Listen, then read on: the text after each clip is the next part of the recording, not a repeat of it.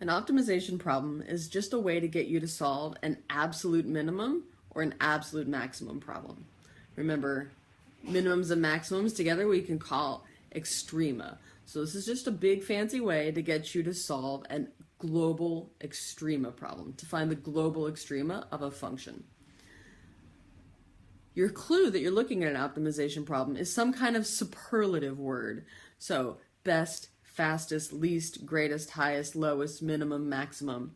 Those are the kinds of words you're going to look for to know we're talking about an optimization problem. Remember the car gas mileage problem we saw at the beginning of the chapter. If you actually had a formula that told you what your gas mileage would be, depending on what velocity you drove your car, you might actually want to know how fast should you drive your car so that you always got the best gas mileage. So we looked at this picture.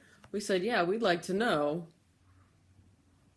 what velocity should I drive so that I get that best gas mileage.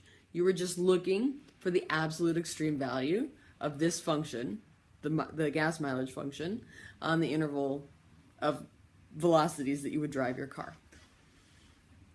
Important thing to remember about finding absolute extrema is that they could occur at critical points, places where the derivative equals 0, or they could occur also at endpoints. So remember, we're going to have to check the endpoints. It's a common Calculus 1 error to forget to check the endpoints. So check out this next slide. This is a list of steps that we can take to solve an optimization problem.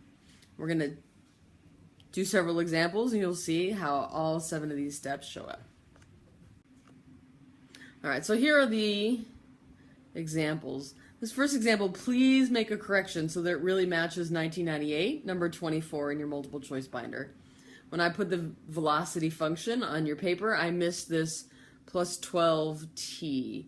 So get that in there, plus 12t. So here we go. This first example, I want to find the maximum acceleration on the interval 0 is less than t, which is less than 3, of a particle whose velocity is given by that velocity function. So here we go. I've got my steps. Step 1 is I've got to figure out what function, what quantity I want to maximize. Here, they weren't very subtle. Sometimes it's trickier to figure out, but they've been very specific. We want to maximize acceleration. So my next step is to actually write a formula for acceleration. And again, it's not too bad. They've given us a formula for velocity, and I remember that acceleration is the derivative of velocity. So I have my second step. I found a of t as a function. So remember, what do I need? I need the critical points for acceleration, and I need the endpoints for acceleration. So endpoints are already given. They're easy to find. They're 0 and 3. To find the critical points of acceleration, I need the derivative of acceleration, and then to find any place that that's 0 or undefined. So a prime of t is here. It's 6t minus 6. That's linear. It's never undefined. So the only critical point I get comes from when I set 6t minus 6 equal to 0. I solve and I get t equals 1 as a critical point. All right, now I've gone off camera so we can finish this up. My next step, now that I have the critical points, is to make a table of values. My table of values, I'm going to have input values, which in this case are t's, and I'm going to have acceleration values because I'm trying to maximize acceleration.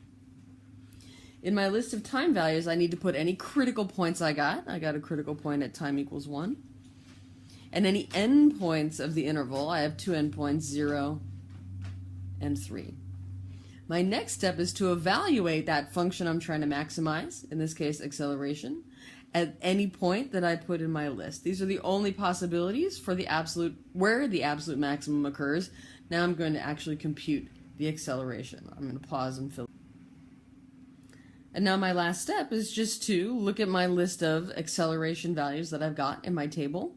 And remember, I want to maximize acceleration. Pick the biggest one from the list. Well, 21 is the biggest acceleration value. 21 is the maximum acceleration of the particle on the interval that was given.